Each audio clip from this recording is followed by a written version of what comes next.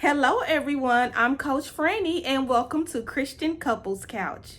All right, everyone. So, our topic for today is why it's important to extend grace.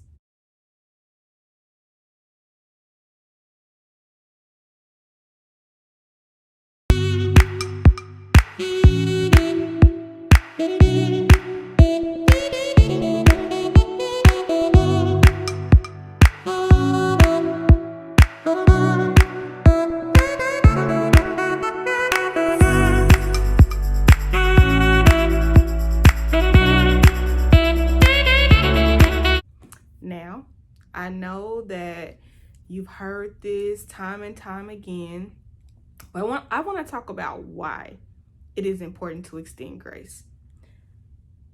First of all, it's important to extend grace because God extends grace to us, right? We have sinned against God. We have hurt God. We have hurt people, right? We have done things to people. None of us are perfect. And so when we make mistakes and we ask God for his forgiveness, do we ever think about pain or the disappointment that we cause God with the choices that we've made, the things that we've done? And we expect God to forgive us, even though honestly, he shouldn't, but he still extends grace and mercy to us. But yet, when it comes to people that we claim to love, you know, I call it the cutoff culture. Everyone wants to cut people off. I don't need you in my life. I don't need you. I mean, it doesn't matter who it is.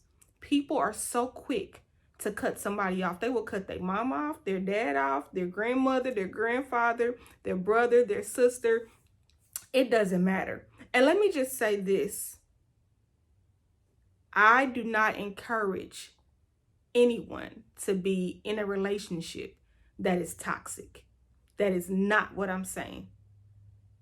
Okay? That's not what I'm saying. But what I am saying is be gentle with people, because a lot of people who have hurt you, someone hurt them. And we don't know people's past. We don't know their history all the time. And I'm not making excuses, but everyone may not be healed the way you are. Everyone may not be as mature spiritually as you are. Sometimes you just have to extend grace to people. And that's not to say that they're not wrong for what they've done. But when you extend grace to someone, you're basically saying, yes, you hurt me. I forgive you. And I get it. I get it. Because let's talk about our parents. A lot of our parents experienced a lot of pain and trauma that they have never shared with us. They've never had the conversation. They've seen abuse. They've been abused. They grew up in dysfunctional homes. And so here you come along and you are expecting your parent to be this perfect parent. And maybe you're not expecting them to be perfect, but you're expecting more from them than what they are able to give. I used to believe that a person's giving what they want to they're just giving you what they want to give you. But I honestly, truly understand now in my maturity that some people really are giving you all that they have. And if you dig deep into their history, their past, you will see that they were a damaged child. They were a wounded child. And so as they try to love you, keep that in mind, that they're trying to love from a place that has been broken and possibly never been healed. Because let's just be honest, a lot of times our parents, they do not believe in receiving counseling or therapy. They believe, oh, we're just going to pray the pain away. And that's the way that they were brought up. And yes, it is their responsibility now to do something about the pain so that they don't continue to hurt other people as a result of them not being healed or receiving the help that they need. Every individual is responsible. for healing themselves. You can't go back and be like, well, this person did this to me, this person did this to me, and so this is who I am, deal with it. No. Once you recognize that there are some things that need to be worked out in here, it is your responsibility to do something about it. Go get help. Okay, let's talk about in a relationship. You're in a romantic relationship, you're married, you're engaged, you're dating, and the person hurts you. The person that you love hurts you. And you are upset. How dare they? I can't believe they hurt me like this. Listen, you're going to be hurt in a relationship. It's going to happen. Whether the person intended to do it or not. I hope they didn't intend to do it. But you're going to have to extend grace a lot if you want to be in a successful relationship. And listen, every disagreement does not warrant an argument. It does not. Sometimes you can just agree to disagree. You can respect how that person feels, and they can respect how you feel. You can't make a person feel the way you feel or think the way you think. And the way that you think and feel does not necessarily mean that it's right. Or it could be right, and they could be right also. It's called respect. It's called respect. Respect the person that you say that you love. Respect them for their differences. You fell in love with them for their differences, or did you want to marry a clone of yourself? Is that what you want? You want to marry a clone of yourself? Listen, when you're in a relationship, that person's supposed to help make you better. Okay? You can't be just better on your own. Like you are not perfect. The person you love should help bring out the best in you. They should help you to want to be a better person. They should be able to bring things to your attention about yourself that you don't even notice. And so it's important to extend grace because you are going to have disagreements. You very well may have arguments. I'll tell you something that I was told when my husband and I were going through our premarital counseling. We were told this: you never have to have an argument. And we both looked like, huh? Now, our pastor at the time, he did not say you will not have an argument. What he said was, you don't have to have an argument. And that is true. You don't have to have an argument. This is the trick. You ready? It's not a trick. It's actually like, trust me, this works. Y'all ready? I'm about to drop something heavy on you. If you do this, you will never have an argument with the man or woman that you love. You ready? Pray together in the morning and pray together before bed. And if you have time, pray together on your lunch break. Boom. You didn't want to hear that though, see? Y'all didn't want to hear that. Pray together. We're busy and when I'm mad, you won't listen to me. The most intimate thing that you can do with a person is pray with them. You're coming together to have a conversation with God together. You're praying for them. They're praying for you. You're covering each other in prayer. That is a beautiful thing. Think about, can you imagine you got down on your knees together and held hands with your spouse and y'all pray to God together? First thing you do in the morning, you don't get on Facebook the first thing in the morning. You don't get on Instagram. You don't get on YouTube or whatever, social media that you use. TikTok, Snapchat, all those other things that, these other social media platforms. But the first thing you do when you wake up, you kiss your spouse and you pray together. You start your morning off covering each other in prayer. How you going to have an argument? How? And then in the evening, pray together. And I'm going to throw another one in there. set aside a time to have family Bible study. So y'all didn't want to hear that. Y'all didn't want to hear that. I'm telling you from experience. I've been married 16 years, going on 17 years. Prayer still works. Trust me, it does. And it will make you fall deeper in love with your spouse. Trust me, it will. And so when the little times when they kind of upset you, you will be so much more inclined to just extend grace and be forgiving than to make it a big thing and blow up. Because like, if you're really having this intimacy with God and you're having this intimacy with God together with your spouse, you will not want to have discord, dysfunction. You don't want to have those things. It's not even going to be in your spirit to have. You're going to have love in your spirit. And God will help you to see things different.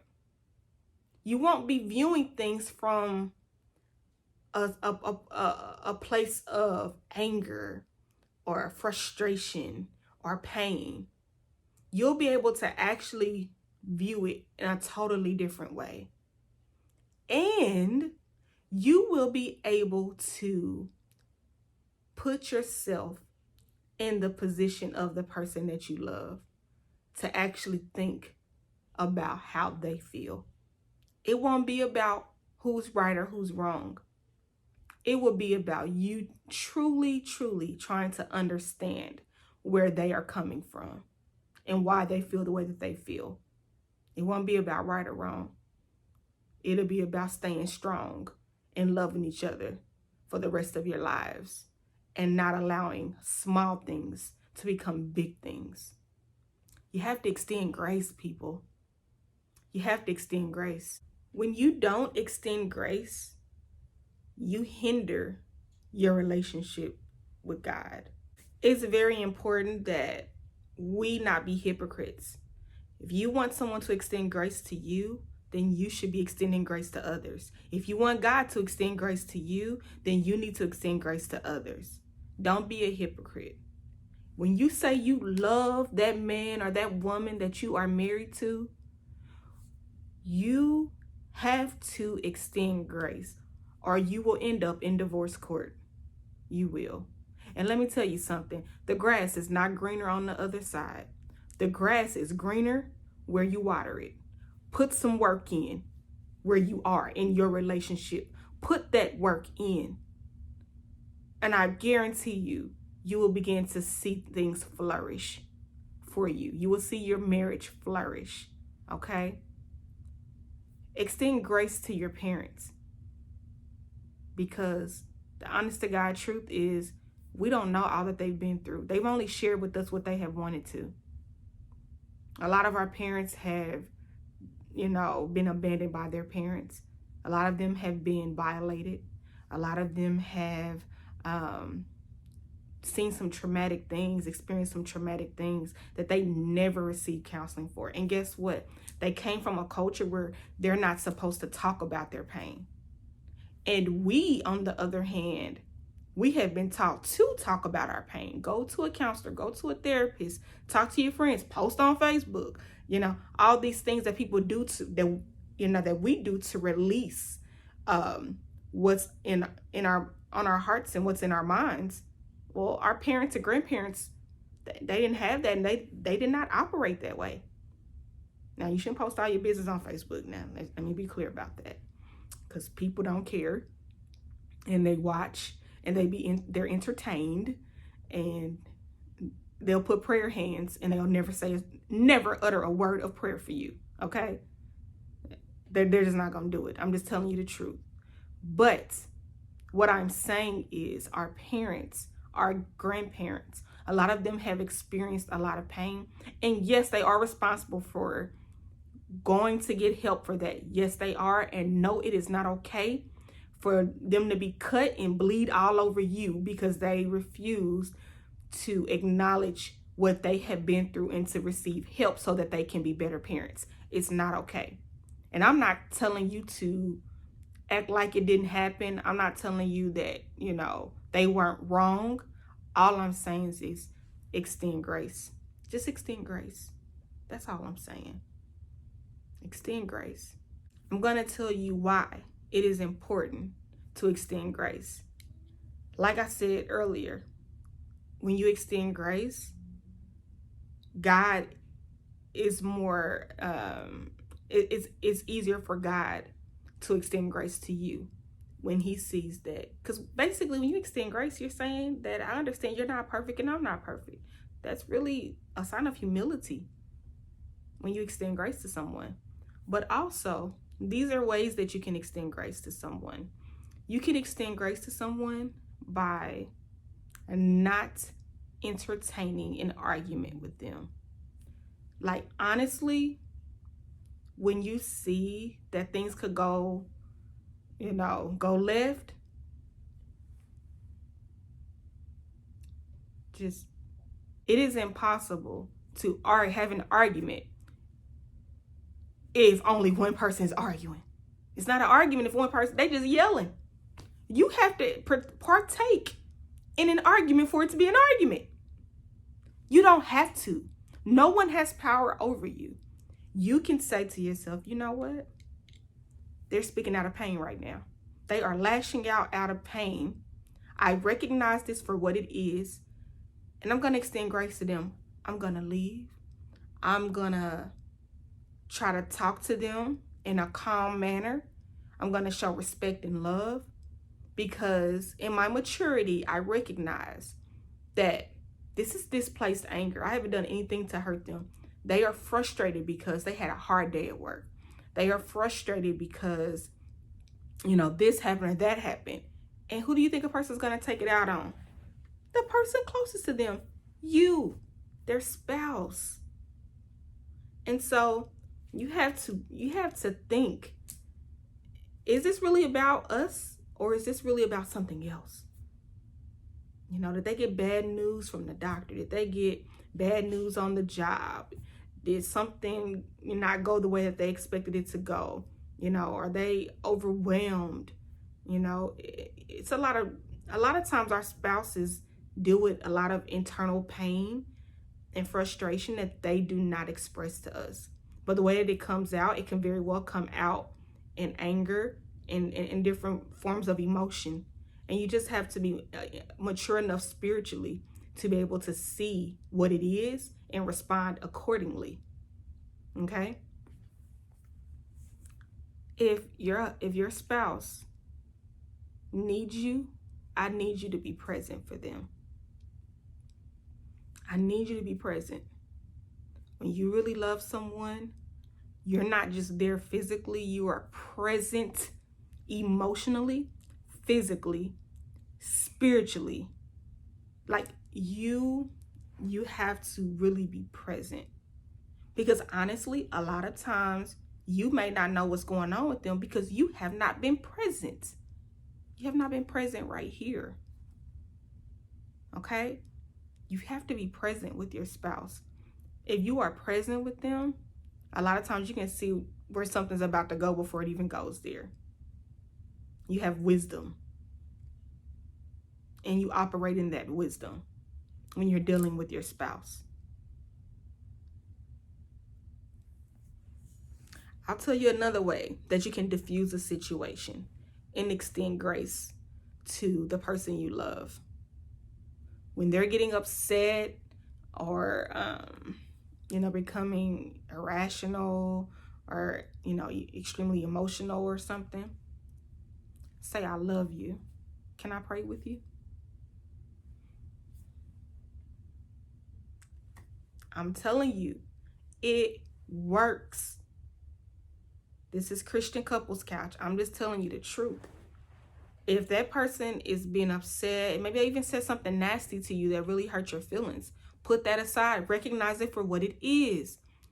They are just lashing out because of whatever's going on in here. We need to figure out what's going on in here so that then what you're going through can be fixed.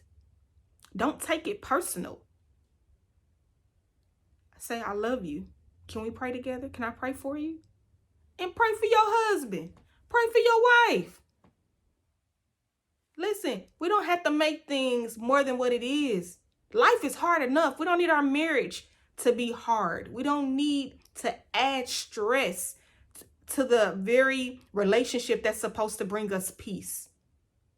Your home should bring you peace. Your marriage should be peaceful. Your spouse should be your best friend. That should be the person that you can come to, confide in, and talk to about how the world has beat you down, the pain that you feel, the things that you're going through, the frustration.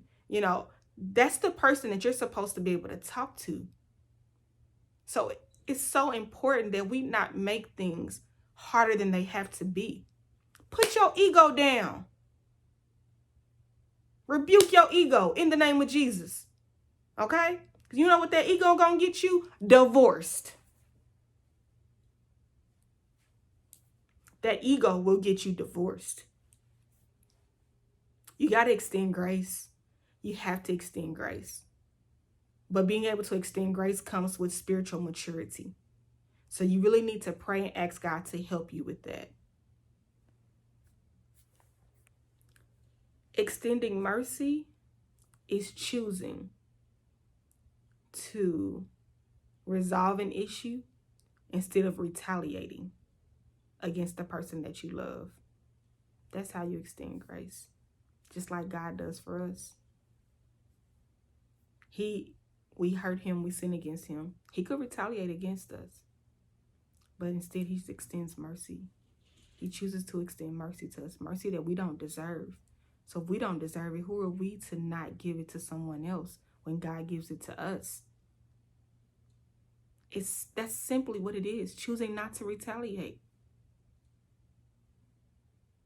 Choosing to lead with love, to respond in love. And all things lead with love in your relationship. And I promise you that you will have less arguments. Like I said, you never have to have an argument if you pray together. Pray together in the morning. Let your spouse be your prayer partner. Let your spouse be your prayer partner. Okay? I married a prayer warrior. My husband has prayed me through some things. And I love him because he knows when I need him to. He covers me in prayer all the time. But there are times when I have things on my mind and in my heart. And sometimes I don't have the words to speak to even express it to him. He knows something's wrong, but I can't even express it. And my husband will come. He'll kneel down beside me. He'll hold my hand and he will pray for me. He will pray for me. And that is the most beautiful thing that you could do for your spouse, is to pray for them. So that's it for today. Listen, extend grace. Why? Because you don't deserve it yourself. God gives it to you because he loves you. And if you really love your spouse, you will extend grace to them also. Try to see it from both sides. Wonder why do they feel the way that they feel? Okay? And listen, if you need to have to see someone about, your marital issues, I'm here. You can book a session with me. Go to my Instagram, which is Coach Franny Williams, and you can click book now and you can schedule a session with me. If you really love your spouse, fight for your marriage. Roll up your sleeves and get to work. Because the problem is, a lot of people will work hard at their job. They'll be there from sun up to sundown, working at that job so they can be the best employee that they can be, and they can get this raise, and they can be recognized by their supervisor. Or even if you own your own business, you're putting in all this time and all this work so that you can be the best and your business can flourish. But your marriage, how much work you putting into that? Okay?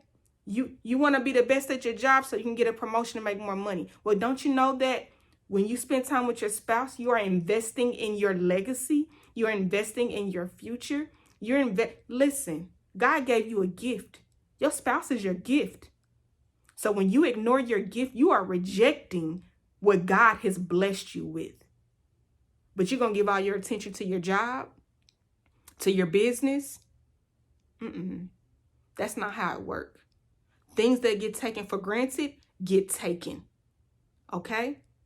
Please believe me. A person can only take so much rejection, abandonment, lack of attention, lack of affection. A person can only take so much. They did not marry you to be put on a shelf. Nourish your marriage. Learn to extend grace and learn to lead with love. And if you need to see somebody, if you need, that's what you need to do. Do what you have to do to make your marriage work. If you need to go see a therapist, a counselor, a life coach, do what you have to do. Why? Because your marriage is worth it. Your children are worth it. The future, your grandchildren, your great-grandchildren, they're worth it. It all depends on the decision that you decide to make right now in your marriage. Are you going to work it out? Are you going to learn how to be humble? Are you going to learn how to extend grace? Are you going to learn how to lead with love? It's all a decision that you have to make. It's a decision. That's it. You either decide to do it or you decide not to do it. It's really just a decision that you make. And every time that you decide to make everything a priority other than your spouse, you have decided to reject your gift. Well, some of you might say, well, Coach Franny, they not a gift, honey. I didn't get a gift. I got some misery. My husband and my wife, they don't look like a gift to me. It looked like I was being punished. Well, who said I do? They didn't look like a punishment and misery to you when you said I do. What changed? Did you change? Have they changed? Or have your priorities changed? Take a deep look in here and see what really has it been that changed, because you were in love. I challenge every couple that's watching this video right now. Go pick up your wedding album. Go watch your wedding video. Go look at the old pictures that you had when you were dating. Back when, you were in love. Go look at that and remember how you felt. Because sometimes all these extra things come into your life and you seem to forget what was important. I need you to remember what's important. And I need you to extend grace so that you can work things out. That's it. That's all. I love you. Make sure you like and subscribe. Share this video with someone that you think you can benefit from this video. And tell me something. Say what's up to me in the comments section. Don't be shy. I talk back. But I love you. And until I see you next time, God bless you. I love you.